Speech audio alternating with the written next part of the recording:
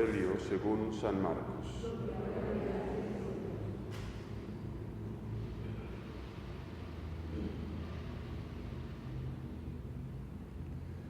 En aquel tiempo Pedro se puso a decirle a Jesús: «Ya ves que nosotros lo hemos dejado todo y te hemos seguido».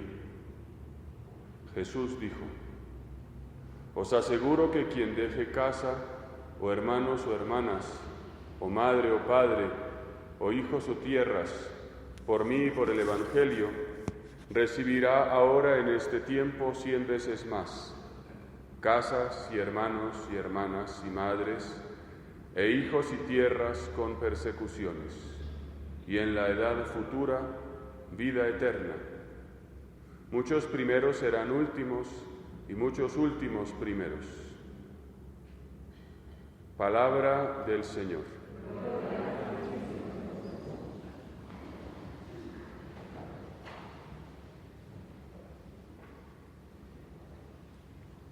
Ayer terminábamos de comentar en la Santa Misa los ritos iniciales con la llamada oración colecta.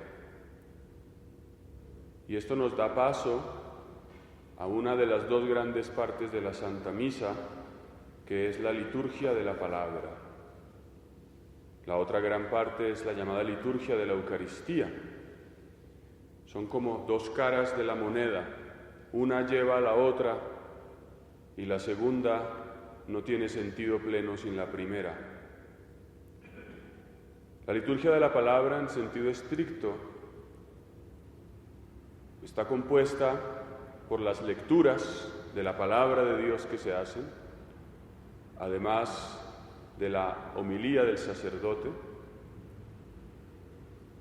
y los domingos y las fiestas también por el credo y por la oración de los fieles, las súplicas que públicamente se elevan a Dios.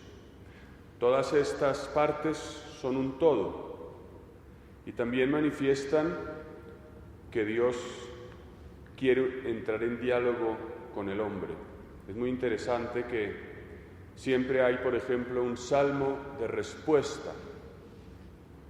Es como si Dios nos diera sus propias palabras para poder responder a su llamado, ya que nosotros no sabemos cómo pedir ni cómo orar, según dice el mismo Pablo. A tal punto viene el Espíritu en ayuda de nuestra debilidad. Por eso es tan importante, porque el Salmo generalmente es una súplica o una bendición a Dios. Y poder hablar a Dios con sus propias palabras es poder entrar en comunión con Dios. Por eso es que también al final de la misa rezamos el Padre Nuestro, una oración que no es nuestra, que nos la ha dado el mismo Cristo. Y lo primero que me parece importante tener presente es que entre esta liturgia de la palabra y la liturgia de la Eucaristía hay una relación estrecha. Dice el Concilio Vaticano II que cuando la palabra se proclama, y por eso hay un lugar específico, este lugar donde está puesto el libro, se llama el ambón, y debe estar en un sitio destacado de la Iglesia. Cuando la palabra se proclama, es Cristo el que habla. Es decir, nosotros no solamente leemos un texto más o menos interesante, hemos venido a esta iglesia fundamentalmente también a escuchar la palabra de Dios, a escuchar a Cristo que nos habla. No es Cristo que habló, es Cristo que habla, y lo que Él ha dicho hoy es algo que tiene que ver con tu vida. Y por eso, en la tradición de la Iglesia, en la vida monástica y en la vida en general espiritual, gran parte de la fuente de la plegaria, de la oración, es la liturgia de la palabra del día. Luego comentaré cómo está estructurada, cómo es que leemos, por qué hemos leído hoy un trozo de San Marcos, por qué estamos leyendo las epístolas o la epístola del apóstol Pedro y no otra cosa. Cada momento del año tiene un libro, tiene un tema.